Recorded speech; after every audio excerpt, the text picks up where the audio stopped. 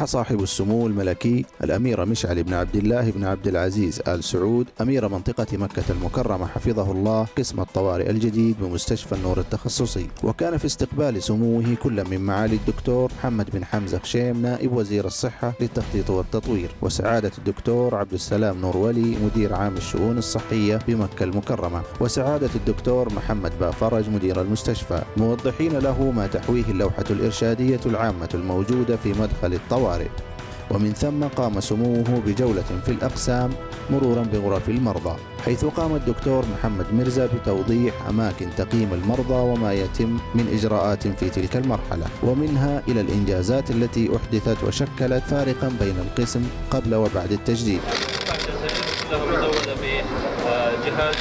مراقبة المرضى المركزي ثم زار سموه قسم الأشعة، وأشار فيها الدكتور عبد الحفيظ علوي رئيس قسم الأشعة على أشعة الرنين المغناطيسي وأشعة الموجات الصوتية وغيرها من الأقسام المعنية، متابعا أهم الأجهزة التي تم توفيرها في القسم ومواعيد الأشعة الخاصة بالمرضى. طبعا في ميزة أحيانا المريض لو العين مركز يدخل جوا هنا ما حنشوف راسه والحلق كده، ففي كاميرا حساسة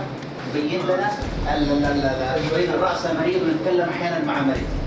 ومن ثم اطلع سموه على أبرز الخدمات التي تقدمها المستشفى في عرضها المرئي، كما زار سموه قسم العمليات وشرح في أثنائها الدكتور عبد الظاهر ساعاتي رئيس قسم العظام ما احتواه القسم من أدوات متطورة تساعد الطاقم الطبي على إنجاز أعماله بأعلى درجة ممكنة وتوفر للمريض أعلى سبل درجات الأمان. مستشفى النور هنا حقيقة دعم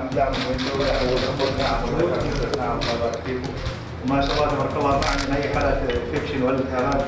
ولا شيء، ما شاء الله تبارك الله. وفي نهاية الجولة قام سموه بوسم كلمات تذكارية في سجل المستشفى معبرا فيها عن سعادته لهذه الجهود المبذولة في خدمة المواطنين والمقيمين وزوار بيت الله من الحجاج والمعتمرين.